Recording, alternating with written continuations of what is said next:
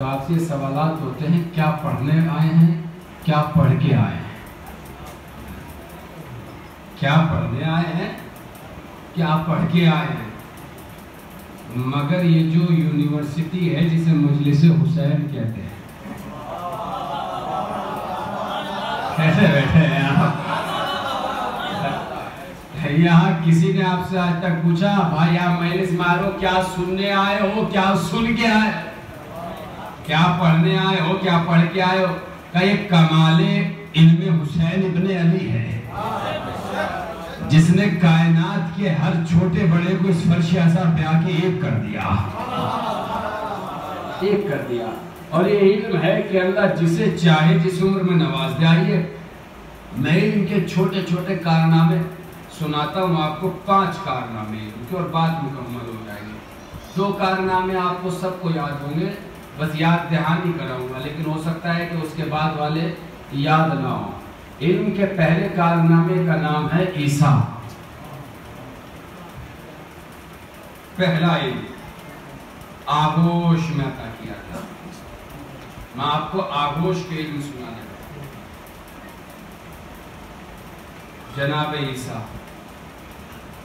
دنیا میں آئے، گہوارے میں لیٹے ہیں، لوگ آئے، تانا زنی کی کہ کیا نہ آپ کے مریم نہ آپ کی والدہ ایسی تھی، نہ والد ایسے تھے، حسب نسب خاندان کنبہ طیب و طاہر تھا، اور یہ آپ کے آغوش میں بچہ۔ جناب مریم خاموش ہوئی، عیسیٰ کی طرف کو اشارہ کیا کہ بچے سے پوچھ لو۔ خدا کے لیے ذرا سے توجہ فرمائیے۔ جناب مریم خاموش ہوئی اور بچے کی طرف اشارہ کر دیا، اور بچے سے پوچھ لو۔ اب بچہ گویا ہوا ابن عبداللہ عطانی الکتاب، میں اللہ کا بندہ ہوں، کتاب لے کے آیا ہوں، اللہ نے مجھے نبی بنایا ہے۔ آنے والی امت واپس پلٹ گئی، آنے والے لوگ جنہوں نے اعتراض کیے تھے، سوال کیے تھے، اے عصمت مریم پہ حرف اٹھایا تھا، فوراً ان کے قدم واپس جانے لگے۔ مگر جیسے ہی وہ جانے لگے میں نے دامن کو پکڑ لیا۔ میں نے کہا بہت مائنڈیڈ بنتے ہو، بہت عقل مند بنتے ہو۔ ارے گہوارے میں لیٹے ہوئے بچے نے اپنی نبوت و عصمت کی گواہی دی ہے، مریم کی نہیں ہے، اپنی نبوت و عصمت کی گواہی دی ہے کہ میں نبی ہوں، اللہ کا بندہ ہوں، نبی بن کے آیا ہوں، کتاب لے کے آیا ہوں۔ مریم کی کوئی دی ہے؟ آنے والوں نے کہا مسلمانوں ہم تمہاری نظر میں کافر ضرور، مگر ہمیں پتہ اتنا ضرور ہے کہ جو اسے اللہ نبی بنا دے اس کے والدین کبھی گنہگار نہیں ہو سکتے۔ خدا کے لیے توجہ کرتا، اس کے والدین کبھی گنہگار نہیں ہو سکتے۔ یہ ہے جناب عیسیٰ جو آغوش میں بولے، گہوارے میں بولے۔ میں نے بہت جلدی سے اسے ختم کر دیا، آگے چلیں۔ ایک بچہ ہے جسے گواہ یوسف کہتے ہیں، شاہد یوسف۔ کون ہے یہ بچہ؟ یہ بچہ وہ ہے کہ جب زلیخا نے یوسف کو اپنی طرف مائل کرنا چاہا اور دربار میں حجرے میں بلایا اور جناب یوسف حجرے میں پہنچے تو زلیخا نے اپنی طرف مائل کرنا چاہا، جناب یوسف نے اللہ سے پناہ چاہی، جناب یوسف دروازوں کی طرف دوڑے۔ آج کے زمانے کے دروازے نہیں تھے ایلومینیم کے کہ ٹھوکر مار دو تو ٹوٹ جائیں، زور سے جھٹکا مار دو تو ٹوٹ جائیں۔ آپ نے دیکھے ہوں گے ضرور اپنے یہاں بھی، پرانے زمانے کے دروازے بڑے مضبوط ہوتے تھے، اور وہ بھی دربار کے دروازے، محلوں کے دروازے، اور اس میں قفل۔ مگر جب جناب یوسف دوڑے تو قفل بھی کھلتے چلے گئے، دروازے بھی کھلتے چلے گئے۔ ہم اس پر نقطہ لگا دیتے ہیں خطابت کا، مگر حقیقت یہ ہے اللہ نے پیغام دیا ہے کہ اگر گناہوں میں گھر جاؤ اور تمہیں لگ رہا ہو کہ نکلیں گے کیسے، تو تم نکلنے کے بس ارادہ کر لینا، ہم تمہیں نکالتے چلے جائیں گے۔ بس نکلنے کا ارادہ کر لینا، ہم تمہیں گناہوں سے نکالتے چلے جائیں گے، بس تم ارادہ کر لینا۔ جناب یوسف دوڑے، ساتوں دروازے کھلے، سامنے عزیز مصر نظر آ گئے۔ اب جیسے ہی زلیخا پیچھے پیچھے دوڑی ہوئی آئی، آنے کے بعد گریہ شروع کر دیا، رونا شروع کر دیا۔ عزیز مصر نے رونے کی وجہ پوچھی، زلیخا نے الزام لگایا، سب سنتے ہیں، الزام لگایا کہ اس نے میری عصمت پہ حرف اٹھایا، آپ نے پالا اپنے بچے کی طرح، یہ دیکھیے کیا کر رہے ہیں۔ جناب یوسف خاموش رہے۔ عزیز مصر کو اعتبار نہ ہوا، بار بار یوسف سے کہتے رہے یوسف اپنا کوئی گواہ لاؤ، اپنا کوئی گواہ لاؤ، اپنا کوئی گواہ لاؤ۔ یوسف خاموش رہے، تھوڑی دیر کے بعد کھویا ہوئے کہ وہ جو بچہ ہے زلیخا کا بھانجا، رشتہ دار جناب یوسف کا نہیں تھا، زلیخا کا تھا۔ جناب یوسف کا رشتہ دار نہیں تھا، جناب زلیخا کا رشتہ دار تھا۔ کہ وہ جو بھانجا ہے، ننھا سا بچہ ہے، گہوارے میں ہے، آغوش میں، اسے لایا جائے، وہ میری گواہی دے گا۔ واہ رے واہ، عزیز مصر فوراً اعتماد بھی کر لیا کہ بچہ بولے گا، کیوں اعتماد نہ کروں گا، نبی بولنے کے لیے کہہ رہا ہے، خدا کے لیے جائے، نبی بولنے کے لیے کہہ رہا ہے۔ فوراً بچے کو بلایا گیا، بچے نے فوراً جملہ کہا، اگر دامن کرتا آگے سے پھٹا ہے تو یوسف گنہگار، اگر دامن پیچھے سے پھٹا ہے تو زلیخا گنہگار۔ دامن چیک کیا گیا، پیچھے سے پھٹا ہوا پایا گیا، یوسف کو بے گناہ قرار دیا گیا، زلیخا کو گنہگار قرار دیا گیا۔ ننھے سے بچے نے بھی زمانے کو پیغام دے دیا کہ تمہیں بتانے کی ضرورت نہیں ہے کون مجرم ہے کون نہیں، بس صفات گناتے چلے جاؤ، جن کا چہرہ اترتا چلے جائے، سمجھ لینا یہی زمانے کے مجرم ہیں، سمجھ لینا کہ یہی زمانے کے مجرم۔ تو ہی ہو گئے، بڑی آسانی سے میں نے آپ کو سنا ہے، جو آپ مجھے سنانے ہیں تین علماء، تو ہی ہو گئے، ننھے بچے ہیں۔ اور قرآن میں ننھے بچے ہیں، آغوش میں بولے، آؤ اب سنو نوجوانوں، تمہارے لیے ایک بچہ۔ فرعون کے دربار میں فرعون کی بیٹی کی ایک بیوٹیشن تھی، مشاطہ تھی، کنگا ونگا کرنے والی، میک اپ سیک اپ کرنے والی، اس کے دربار میں اس کی بیٹی کی ایک مشاطہ تھی۔ یہ رے بندیات، پورے مجمع کی توجہ، تسوا سمجھ کے نہیں، مجلس سمجھ کے سنیے گا۔ کنگا کر رہی تھی وہ فرعون کی بیٹی، کنگا کرتے کرتے اس کے ہاتھ سے کنگا گرا، جیسے ہی کنگا گرا اس نے بسم اللہ کہہ کے کنگا اٹھایا۔ نہیں اب یہاں سے تو آپ بولیں گے، بسم اللہ کہہ کے کنگا اٹھایا، جیسے اس نے بسم اللہ کہا، فرعون کی بیٹی نے کہا کیا تو نے میرے بابا کے نام سے کنگا اٹھایا ہے؟ کہا نہیں، کتھے کا جو تیرے باپ کا بھی اللہ ہے، اس کے نام سے اٹھایا گا جو تیرے باپ کا بھی اللہ۔ جیسے اس نے سنا فوراً آئی بابا کے پاس، بابا وہ جو مشیاتہ ہے وہ آپ کے علاوہ کسی اور کو اللہ مانتی ہے، کیسا ہے تو بلاؤ دربار میں، پورے مجمع کی توجہ، بلاؤ دربار میں۔ مشیاتہ کو دربار میں بلایا گیا، دربار میں آئی، اب پورے مجمع کی توجہ، جیسے ہی دربار میں آئی فرعون نے کہا تو نے کس کے نام لیا تھا؟ دربار میں کھڑے ہوئے مشیاتہ نے کہا اسی کا جو میرا بھی اللہ ہے تیرا بھی اللہ ہے۔ خدا کے لیے بولیے گا کہ جو میرا بھی اللہ ہے تیرا بھی اللہ ہے، میرا بھی اللہ ہے تیرا بھی اللہ ہے۔ فرعون نے کہا اچھا ایسا لکھا ہے کہ اس کے 4 بچے تھے، 3 عالم شباب میں تھے، ایک آغوش میں تھا۔ فرعون نے ایک ایک بچے کو سامنے کھڑا کیا، پہلے کو قتل کیا کہ میرے علاوہ کوئی اللہ نہیں، میرے علاوہ کوئی اللہ نہیں۔ اس نے کہا سوال ہی پیدا نہیں ہوتا تو ساروں کو مار دے، میرا اللہ تو وہی ہے جو وحدہ لا شریک ہے۔ اس نے دوسرے کو قتل کیا، یہ رے بندے آج جائیے گئے جملے پہ، دوسرے کو قتل کیا، قتل کرنے کے بعد کہا کہہ کہ میں ہی اللہ ہوں، اس نے کہا ناممکن۔ تیسرے کو قتل کیا، کہا کہ میں ہی اللہ ہوں، میں نے کہا نہیں، اللہ جسے چاہے جس عمر میں چاہے علم عطا کر دے۔ جیسے ہی 3 بچے قتل ہو گئے نا، اب ماں کی ممتا جاگی کہ میری آغوش میں ننھا سا بچہ ہے، میں کہہ دوں تو ہی اللہ ہے تاکہ بچے کو بچا لوں، بچے کو بچا لوں۔ یہ کہہ کے قدم پیچھے ہٹائے کہ آغوش کا بچہ بولا اماں قتل ہو جانے دے، سامنے جنت کے دروازے کھلے آئے۔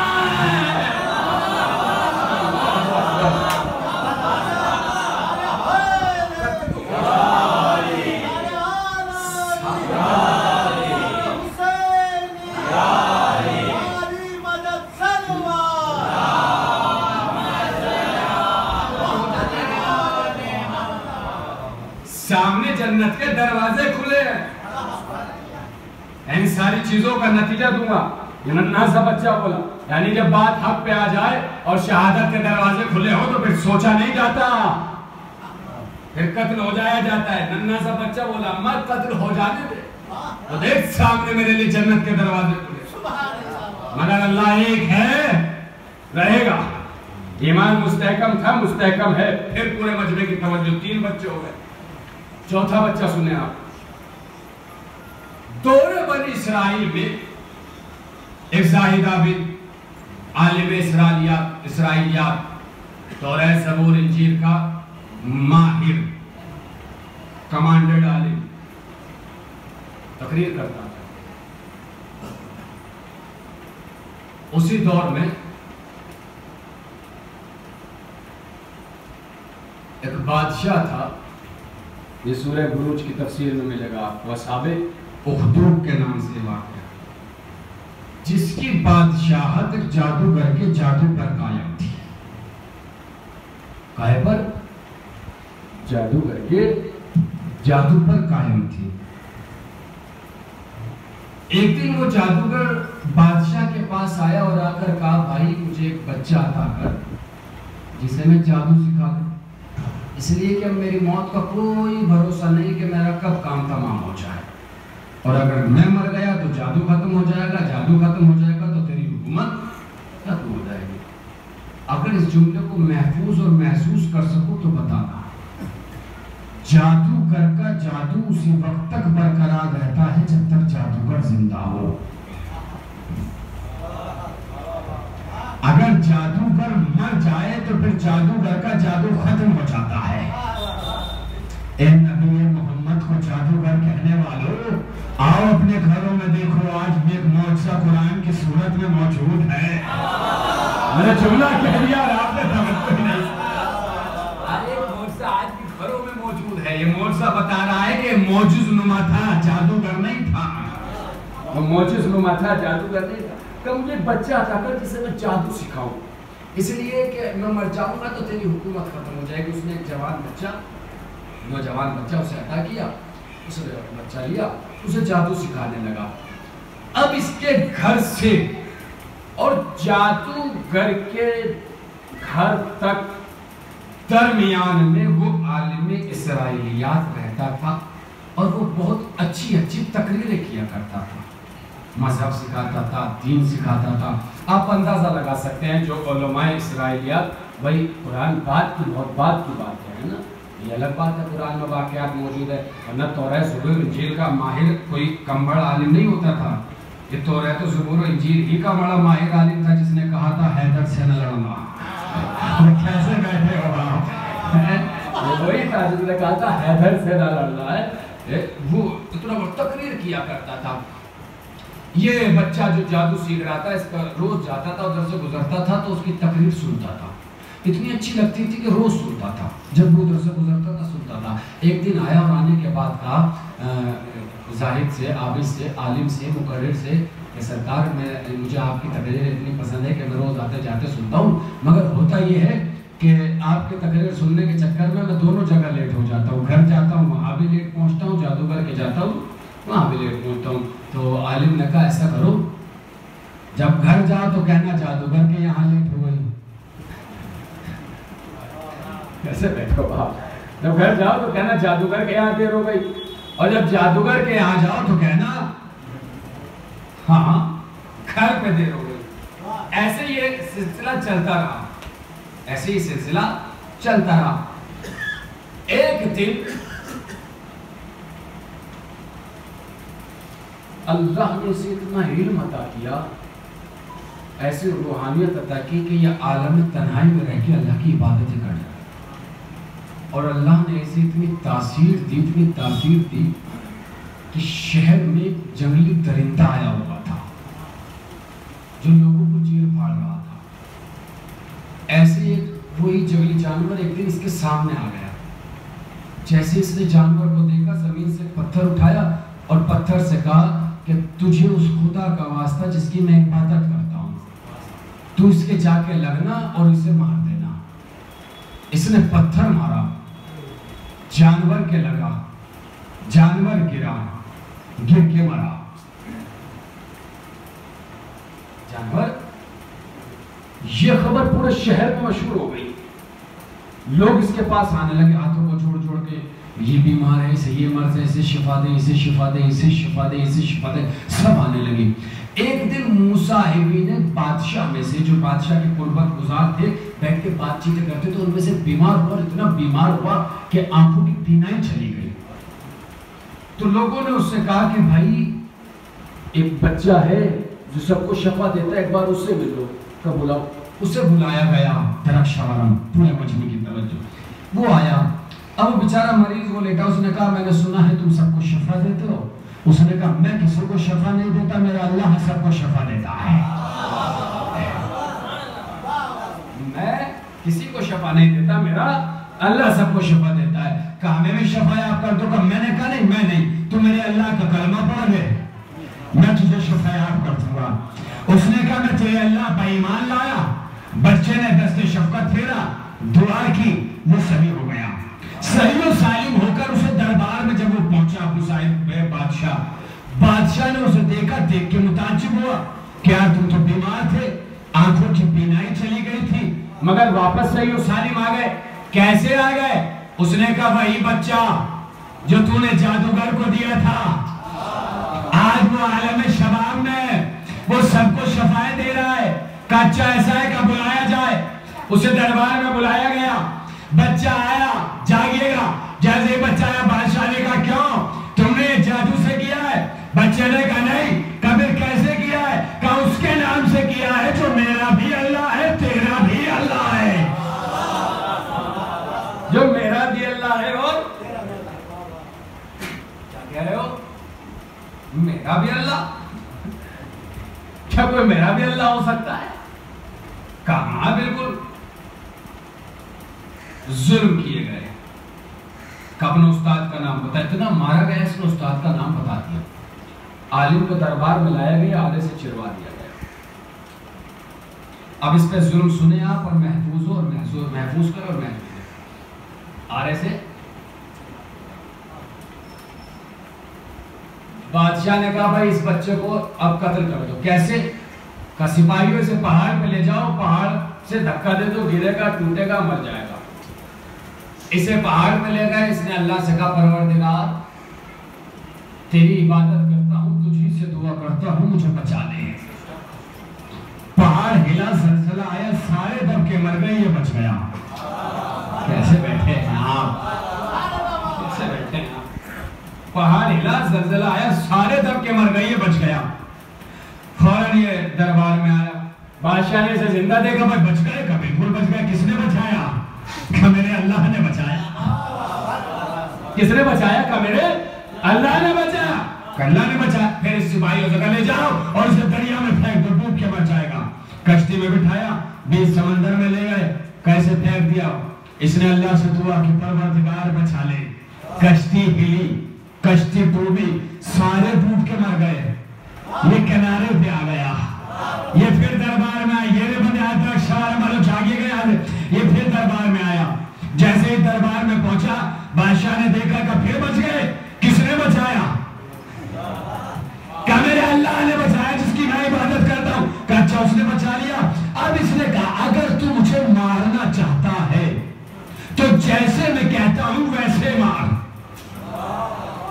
جیسے میں کہتا ہوں ویسے مار۔ کہ ٹھیک ہے، بتا کے دیکھا، ساری قوموں کو بلا، سارے شہر کو بلا، مجھے درخت سے لٹکا، تیر کمال میں جوڑ، اور تیر سے کہہ کہ جس اللہ کی یہ عبادت کرتا ہے تجھے اس اللہ کا واسطہ، اس کے جا اللہ کو یہ مر جائے، اس نے ایسا ہی کیا۔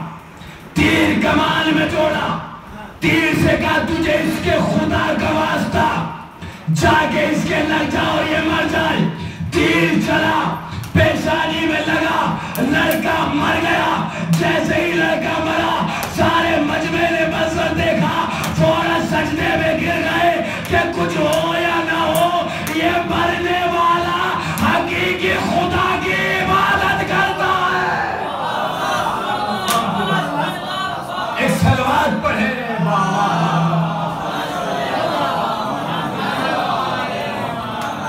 کچھ ہو یا نہ ہو، جیسے ہی بادشاہ نے کہا تو دیکھو میں نے مار دیا، تو اس کے مشیر نے کہا تو مارنے کی سوچ رہا ہے، یہ دیکھ کہ یہ اکیلا مر کے ساری امت کو بچا گیا، یہ اکیلا مر گیا اور سارے کتنے لوگوں کو کلمہ گو بنا گیا۔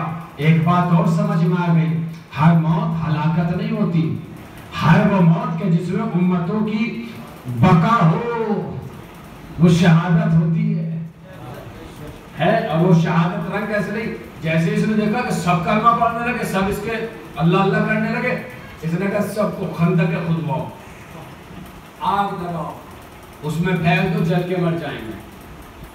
وہی ہوا، پورے مجمع کی توجہ وہی ہوا، لائے پکڑ پکڑ کے۔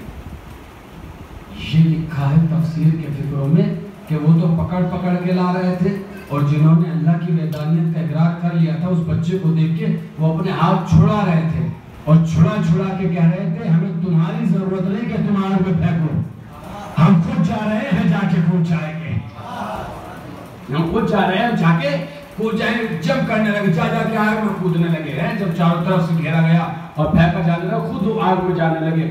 ایک ماں جس کی آغوش میں ننھا سا بچہ تھا، بچے بیان کر رہا تھا نا، جس کی آغوش میں ایک ننھا سا بچہ تھا، جب وہ جا رہی تھی اسے گھسیٹ کے لے جایا جا رہا تھا، ماں کی ممتا یہ چاہ رہی تھی کسی طریقے سے میں مر جاؤں تو مر جاؤں یہ بچہ بچ جائے، میں مر جاؤں تو مر جاؤں یہ بچہ بچ جائے۔ بچے کا علم اور کمال شہادت سنیے گا، بچے کا علم میں چاہوں تو مر جاؤں مگر یہ بچہ بچ جائے۔ ابھی لے جا ہی رہے تھے، ماں چاہتی تھی کہ بچے کو چھوڑ دے، ایک مرتبہ بچہ گویا ہوا، ماں اگر ہم حق پہ ہیں تو پھر موت سے خوف کھانے کی ضرورت نہیں ہے، اگر ہم حق پہ ہیں تو پھر موت سے خوف کھانے کی ضرورت نہیں ہے۔ اب دونوں کا نتیجہ دوں، اب سنو صبح عاشور کربلا میں ہو کیا رہا تھا، یہی تو رہا تھا، بریر حمدانی جیسا بزرگ صحابی ہنس رہا ہے جناب حبیب کے لیے بھی روایت مل رہی، جناب بریر حمدانی ہنس رہے ہیں، مسکرا رہے ہیں۔ لوگوں نے ان کے پاس آیا، بریر اپنے اس کے داڑھی کا خیال کرو، سفید ہو چکی ہے، سامنے شہادت کا میدان سجا ہوا ہے، نہ جانے کب شہید کر دے جاؤ، ہنس رہے ہو۔ بریر نے کہا اس سے اچھا موقع ملے گا کب؟ ارے میرے سارے قبیلے والوں سے پوچھ لو، میں کبھی مسکرایا بھی نہیں، کبھی ہنستے ہوئے کسی نے نہیں دیکھا، آج سے اچھا موقع کب ملے گا کہ آج حسین پہ مرنے کا وقت آ گیا ہے، حسین کو مرنے کا وقت آ گیا ہے۔ یہ کمال شہادت ہے۔ اب آخری بچہ اور بات ختم، اور یہی پیغام اور یہی سال ثواب۔ بہت بڑا عابد عبادتیں کیا کرتا تھا، اور اتنی عبادتیں کیا کرتا تھا کہ ایک دن اس کی ماں اسے بلاتی رہ گئی، اگنور کر دیا کرتا تھا، ماں کی آواز ہی نہیں سنتا۔ ماں نے اس کے لیے حق میں بد دعا کی، خدا کرے تجھے بازاری عورتیں دیکھیں۔ ویسے آسان لفظ میرے پہ ہے نہیں، آپ سمجھ جائیے، بازاری عورتیں دیکھیں، جسے اردو میں طوائف بھی کہتے ہیں، بازاری عورتیں دیکھیں۔ یہ اس کی عبادت پورے شہر میں مشہور تھی، اس سے بڑا متقی کسی کو سمجھا نہیں تھا۔ مسجد میں رہتا تھا، وہیں عبادت کیا کرتا تھا۔ ایک دن وہاں ایک کسان آیا اور آگے اس نے اجازت مانگی کہ بھائی میں آیا ہوں تھوڑا کام سے، میں چاہتا ہوں کہ یہاں رک جاؤں۔ یا تاجر یا کسان کہا ٹھیک ہے رک جاؤ۔ جب وہ رکا تو اس زاہد عابد کو کوئی کام پڑ گیا، اسے بلا لیا، کام جب پڑا تو یہ کہیں چلا گیا، جب کہیں چلا گیا تو اس وقت اس جگہ ایک بازاری عورت آ گئی، اس سے اس کسان کے کچھ معاملات طے ہوئے۔ زاہد واپس آئے، زمانہ گزرا، وہ عورت ماں بنی۔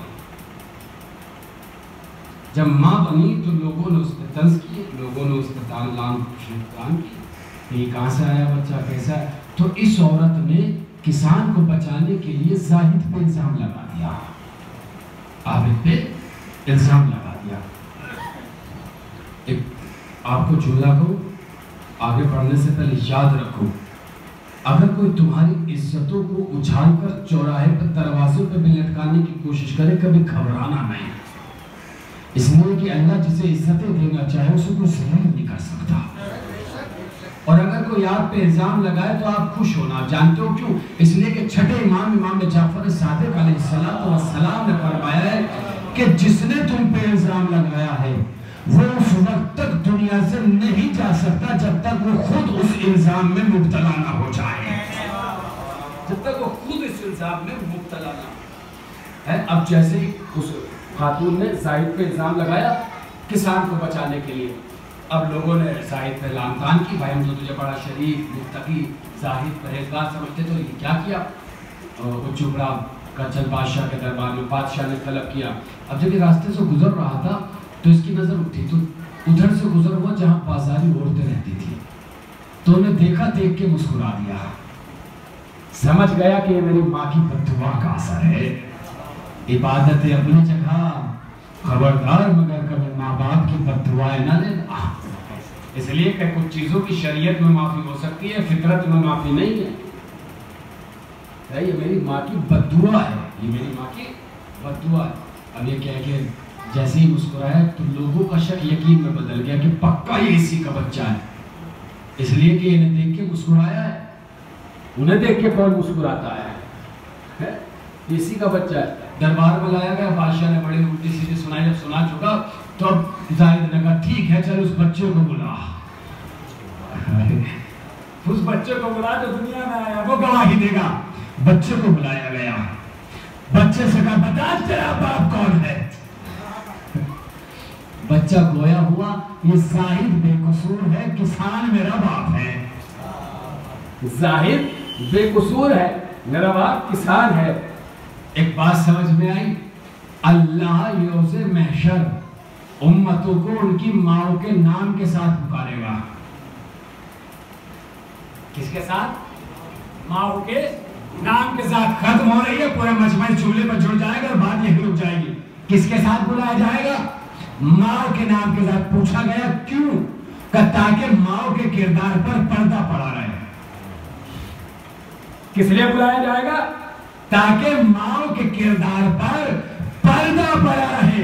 مگر جہاں یہ حدیث فرمائی کہ تمام لوگوں کو ان کی ماں کے ساتھ بلایا جائے گا تاکہ ماں کے کردار پر پردہ پڑا رہے، میں فرمایا یعنی شیعتوں کا پیسمائے آبائے، مگر تمہارے چاہنے والوں کو ان کے باپ کے نام کے ساتھ بلایا جائے۔ ایک سلوات پڑھیں بابا،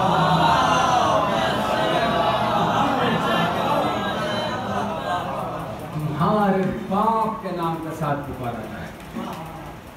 یہ علم ہے، بچپنے میں دیا، سارا قرآن ہے، کسی نے شک کیا؟ کسی نے کسی بچے پہ شک نہیں کیا، مگر جیسے ہی 13 رجب کی بات آتی ہے چہرے اترنے لگتے ہیں کہ بچے نے پڑھا تو کیسے پڑھا۔ کمال یہ نہیں ہے کہ علی نے پڑھا، کمال یہ ہے کہ نبی نے سنا۔ ہم ایک رخ سے بات کیوں دیکھتے؟ کمال یہ کوئی ہے کہ علی نے پڑھا، کمال یہ ہے کہ سنایا کسے؟ سنایا اسے جاتا ہے جو خود سے بڑا پڑھا لکھا ہو، اپنے سے زیادہ بڑا پڑھا لکھا ہو۔ ارے نبی دنیا میں آ کے قرآن سنا سکتے تھے، مگر سناتے کسے؟ علی نے دنیا میں آ کے نبی کو قرآن سنا کے اپنے علم کا اعلان نہیں کیا بلکہ نبوت کے علم کا اعلان کیا۔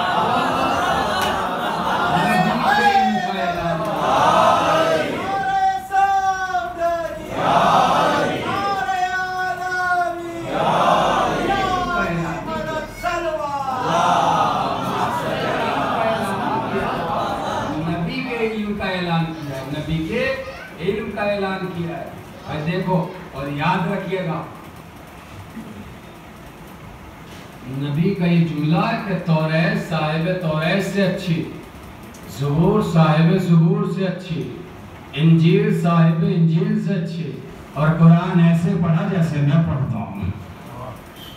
یہ دعویٰ بڑھ گیا اس بات کا کہ صرف علی ہی پیدا ہو کر علم نہیں لائے، بلکہ اللہ جسے وہاں سے نبی یا امام بنا کے بھیجتا ہے اسے علم دے کر بھیجتا ہے۔ تو علم ایک ایسی شے ہے، یاد رکھیے گا۔ ابھی لیٹسٹ، ابھی جسٹ 2 دن پہلے کی ایک ویڈیو وائرل ہو رہی ہے یو پی کے سی ایم کی، اس میں غالباً نعیم نام ہے جو IAS PCS کی کسی پوسٹ پر آیا ہے، اگر میں غلطی نہیں کر رہا ہوں، تو اس سے CM یہ بات کر رہا ہے کہ بتاؤ کوئی بھید بھاؤ ہوا، کہیں سے اس جاب کے لیے فتویٰ تو نہیں لائے، کہیں سے اس جاب کے لیے سفارش تو نہیں لائے، یا آپ کے ٹیلنٹ پہ ہی ہوا ہے؟ کہتا ہے جی، کہتا ہے کوئی بھید بھاؤ تو نہیں ہوا۔ یاد رکھیے گا زمانہ کتنا بھی خراب ہو، اگر آپ زمانے کے ساتھ ساتھ علم میں مہارت رکھتے ہیں تو زمانہ کبھی آپ کو ہرا نہیں سکتا۔ 8ویں امام کی یہ پوری سیاست رہی تھی کہ 8ویں امام نے اپنے چاہنے والوں سے یہی کہا تھا کہ کسی نہ کسی سبجیکٹ میں علم حاصل کرو، اور علی ابن یقین جیسا امام کا چاہنے والا کتنا کیمسٹری میں ایسے ماہر ہوئے کہ بادشاہ کو بلانا پڑ گیا، اور یہ کہہ رہے تھے کہ مجھے جاب نہیں کرنی، اور جب آئے امام کے پاس کہ مولا کر لوں، تو امام نے کہا جب تک مومنین کا حق ان تک پہنچاتے رہو جاب پہ لگے رہنا۔ جملہ کہہ دیا اور آپ نے توجہ نہیں، جب تک مومنین کو ان کا حق پہنچاتے رہو جب تک لگے رہنا۔ یہ فکرے بتا رہے ہیں ہمیں چاہیے کہ ہم علم میں مہارت حاصل کریں۔ زمانہ کتنا خراب ہے یہ کہنے کی بات ہے عزیزو، ہماری مجبوری یہ ہے، بس ختم ہو گئی بات، 2 منٹ اپنے نوجوانوں، ہماری مجبوری یہ ہے کہ ہم مارک شیٹ پہ نمبر اور پرسنٹ دیکھتے ہیں۔ جس قوم میں پیدائش کے بعد سے لے کے بچوں کو پڑھایا ہی نوکری کے نام پہ جا رہا ہو، وہاں نوکر پیدا ہوئیں گے، بادشاہ پیدا نہیں ہوں گے۔ بچہ پیدا ہوا کہ یہ پڑھ لے تو نوکری مل جائے گی، ارے نوکری کرنی ہے تو ان پوسٹ کی نوکری کرے کہ جہاں نوکری بھی بادشاہت کی مانے جائے۔ آپ BSc کرتے ہیں، آپ B.Tech کرتے ہیں، آپ MA کرتے ہیں، آپ زبردست طریقے سے گریجویشن کمپلیٹ کرتے ہیں، اور آخر میں آپ فلپکارٹ میں جاب کرتے ہیں، Amazon میں جاب کر رہے ہیں۔ فائدہ کیا ہے آپ کا؟ میں جملہ اکثر کہتا ہوں اور آج پھر کہہ رہا ہوں اپنے نوجوانوں، کرو کچھ بھی، مگر یاد رکھنا کم سے کم کسی ایک چیز کی اسپیشلسٹ ضرور بننا، اس لیے کہ آدھا ادھورا وکیل اپنی کوٹ کی دھلائی کے پیسے بھی نہیں نکال پاتا، آدھا ادھورا انجینئر بیچارہ گھر کے نقشے تو دور، چھوٹے موٹے ہوٹل اور ڈھابے کے نقشے بھی نہیں کوئی بنواتا ان سے، آدھا ادھورا ڈاکٹر، لوگ جاتے ہوئے گھبراتے ہیں۔ لیکن اگر آپ کسی بھی چیز میں اسپیشلسٹ ہیں، ڈاکٹر ہیں تو سرجن ہیں، کسی چیز کے ماہر، یا آدمی آپ کو 2000 کلومیٹر سے بلا کے اسپیشل فلائٹ سے بلا کے آپ کو پیسہ دے رہا ہے کہ آپ علم حاصل کریں، چاہے کسی بھی فیلڈ میں جائیں، کوئی فیلڈ بری نہیں ہے، اور ہر وہ فیلڈ بری ہے کہ جس میں آپ کا طریقہ کار صحیح نہیں ہے۔ مولویت کی لائن سے اچھی لائن کوئی ہے، مگر مولویت بھی ان کے لیے بری ہو جائے گی جن کا طریقہ کار صحیح نہ ہو۔ مولویت اچھی لائن ہے مگر جن کا طریقہ کار غلط ہو جائے گا ان کے لیے بھی غلط ہو جائے گی۔ ہر لائن اچھی ہے اگر آپ کا طریقہ کار صحیح ہے، اور ہر لائن خراب ہے اگر آپ کا طریقہ کار غلط ہے۔ علم ایک ایسی شے ہے جو ہمیں معاشرے میں زندہ رکھتی ہے۔ آپ جب دنیا سے جاتے ہیں تو 2 چیزیں ہیں جو آپ چھوڑ کے جاتے ہیں، غلط کہتے ہیں لوگ کہ قبروں میں کچھ نہیں لے جاتے، میں بتا رہا ہوں نہیں کہتا، 2 چیزیں ہیں جو دنیا میں چھوڑ کے جاتے ہیں آپ، کچھ چیزیں گھروں میں چھوڑ کے جاتے ہیں، کچھ چیزیں معاشرے میں چھوڑ کے جاتے ہیں۔ گھروں میں کیا چھوڑ کے جاتے ہیں آپ؟ دولت، پیسہ، گھر، اولاد، پراپرٹی، یہ چھوڑ کے جاتے ہیں۔ معاشرے میں کیا چھوڑ کے جاتے ہیں؟ اخلاق، کردار، صلہ رحم، بولنے کا طریقہ، آداب نشست، یہ ساری چیزیں ہیں، اور جو چیزیں آپ معاشرے میں چھوڑ کے جاتے ہیں نا وہی چیزیں آپ قبر میں لے کے جاتے ہیں۔ اخلاق آپ معاشرے میں چھوڑ کے گئے، یہی اخلاق آپ قبر میں لے کے گئے۔ کردار آپ معاشرے میں چھوڑ کے گئے، یہی کردار آپ قبر میں لے کے گئے۔ اب اگر آپ چاہتے ہیں کہ آپ کی قبر مضبوط رہے تو آپ کو چاہیے کہ آپ اپنی پرسنالٹی ایسی بنائیں کہ آپ معاشرے میں مضبوط رہیں۔ اگر آپ یہاں معاشرے میں اپنے اخلاق کے پتھر لگاتے ہیں تو قبر میں آپ کو ٹائلز لگی ہوئی ملے گی۔ میں نے جملہ کہہ دیا اور آپ نے اگر آپ یہاں صلہ رحم کی POP کراتے ہیں تو قبر میں ہو سکتا ہے آپ کو سیلنگ مل جائے، آپ یہاں بولیں گے تو آپ وہاں کریں۔ ہمارے پاس اصالہ ثواب، یہ مجلسیں، یہ پیغامات، یہ علم ہے عزیزوں، جہاں بچوں کو علم عطا کیا گیا۔ اور یہ علم ہی تھا کہ 6 مہینے کا بچہ آغوش سے بلند ہو کے اپنے گلے پر تیر لے لیتا ہے. علم ہی تھا. ختم ہو گئی بات. سن لیا آپ نے. تو ہوں کی مجلس ہے والے بات مثال ثواب کی مجلس. خدا جلد سے جلد اس وبا کو نیست و نابود کرے. لیکن آپ کی مجلسوں میں کوئی کمی نہیں ہے. آپ مسلسل مجلس سے کر رہے ہیں. اور دوسری بار آپ آئیں گے دیکھو گے. کمال ہے. کمال ہے. یہ ذوق شہادت بھی بڑی عجیب شے ہے. روز عاشورہ یہی لوگ جنہیں اللہ نے علم دیا جب سامنے سے یہ دنیا کے دروازے ہٹ گئے, آنکھوں کے سامنے سے پردے ہٹا دیے گئے, آخرت نظر آنے لگی تو ہر چاہنے والا دوڑ دوڑ کے چاہتا تھا کہ پہلے ہم شہید ہو جائیں, مگر یہ مقدر بھی جناب حور کا رہا کہ سب سے آخر میں آ کے سب سے پہلے شہادت طے کر لے گا جناب حور. ایک یا دو جملے مسائل تو پڑھوں گا اور آپ گریہ کر لیں گے. دعا کیجیے گا اللہ سب کو صحت دے. کرا کہوں میں آپ سے بڑی قیامت خیز یہ بات ہے. ابھی جو جمعرات گزری ہے اس میں ایک روایت کے اعتبار سے واپسی اہل حرم ہے مدینے میں. اسی کے حوالے سے میں 2 جملے کہوں آپ سے.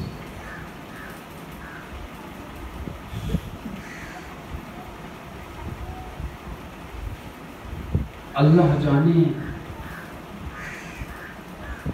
کیا تھے حسین اور کیا تھے عباس. اللہ جانے. پہلے ایک جملہ سنیں, اس سے پہلے فکرہ سنیں, پھر آپ جملے کو پڑھوں اور ختم کر دوں گا. جب زندان سے رہائی ملی اور تمام بیویاں جانے لگی تو جناب زینب نے امام سجاد سے کہا بیٹا تمہاری ماں رواں نظر نہیں آتی. تو امام سجاد شہزادی سے عجب کو لے کے زندان کی طرف چلے. کہا یا ابا حبوب ابا لے کے چلے تو دیکھا امر اباب ننی سی قبر سے لپٹ کے کہہ رہی میرے لحال آپ ہمیشہ کہتی تھی کہ وطن کب جانا ہوگا, یہ رہائی مل گئی چلے وطن واپس چلے. اجروں کو بلا سارا ایسے 2 جملے پڑھوں اور ممبر چھوڑ دوں اور اس کو تو رو لے گا. جناب رباب کو تسلی دی, لے کے چلی کربلا آئی. بس یہی جملہ مجھے پڑھنا تھا. کربلا آئی, امام حسین کے مرکز پر پہنچی, گریہ ہو چکا, رو چکے. میں جو جملہ کہنے جا رہا ہوں محسوس کیجئے گا اس کو. رو چکے, گریہ ہو چکا, ماتم ہو چکا. آخر میں جناب زینب نے بیٹے سے کہا سجاد میرے نال ذرا مجھے میرے عباس کی قبر پر لے چلو. اچھا رکو بیٹا ذرا مجھے میرے عباس کی قبر پر لے چلو. جیسے فکرہ کہا نا امام سجاد جنازی کی قبر کی طرف چلے. فکر روایت کے عزیزوں یہ ہے کہ جب قبر کی طرف جانے لگے تو ایک مرتبہ تڑپ کے جناب زینب تمام بیویوں کے سامنے آ گئی اور آ کر کہنا شروع کیا اے بیویوں خبردار عباس کو بتا دینا کہ سر سے ردائیں چھل گئی, غازی کو بتا دینا کہ نیزے مارے گئے, ارے بتا دینا کہ ہمیں اسیر بنایا گیا, مگر خبردار کوئی یہ نہ بتانا کہ سکینہ زندان میں رہ گئی. کوئی یہ نہ بتانا کہ سکینہ زندان میں رہ گئی. ہاں عزیزو اب اندازہ لگاؤ میں اسی قبر پہ آئی, کہیں کس کی قبر ہے؟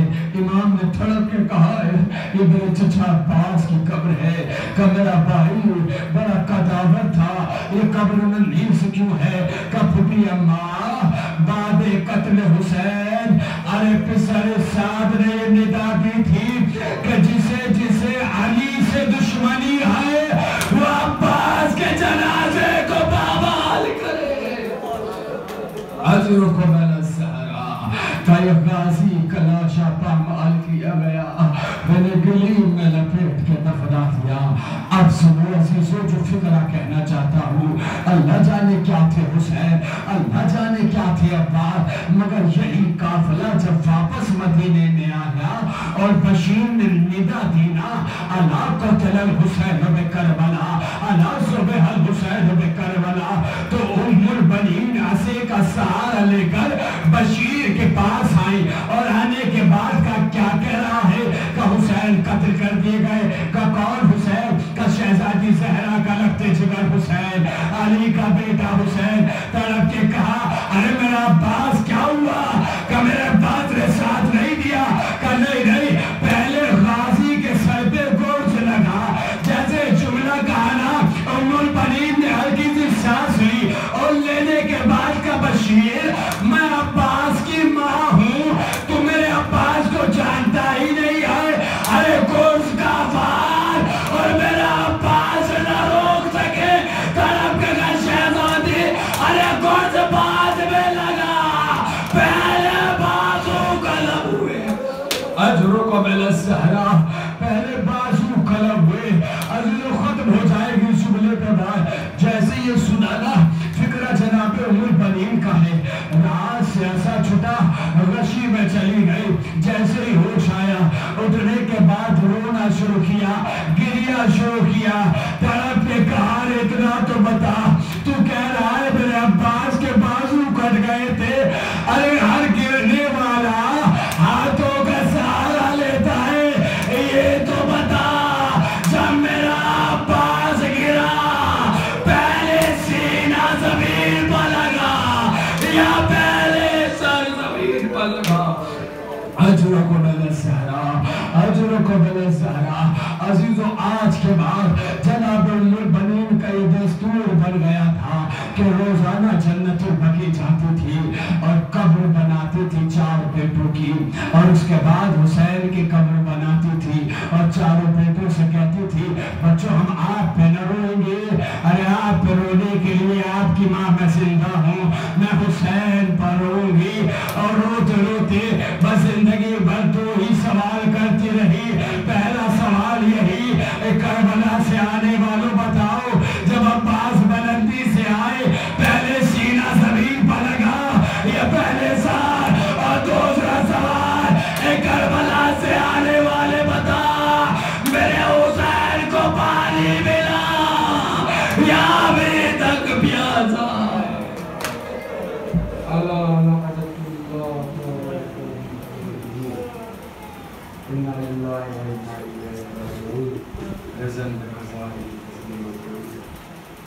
الہی بحق جبیہ و بالہا و بنیہا فاللہ ہماری عبادت کو شرف قبولیت عطا فرما، حسینیت کے پرچم کو سربلندی عطا فرما، حسینیت کے دشمنوں کو نیست و نابود فرما، جو مومنین اس پریشانی مبتلا ہے اس پریشانی کو دور فرما، مقامات مقدسہ کی حفاظت فرما، جنت البقیع کی جلد از جلد تعمیر فرما، جو بیمار ہیں انہیں شفائے کاملہ و عاجلہ عطا فرما، جو بے روزگار ہیں انہیں روزگار عطا فرما، پروردگار پورا شو ماحول ہے، وارث کربلا کے ظہور میں تاجیر فرما، جنت البقیع کی تعمیر فرما، دعاؤں کی خاص دعا یہ ہے ہمیں اس لائق بنا کہ ہم اپنے امام کے ناصر و عوام میں شمار ہو سکے، ربنا تقبل منا انکا انت السمیع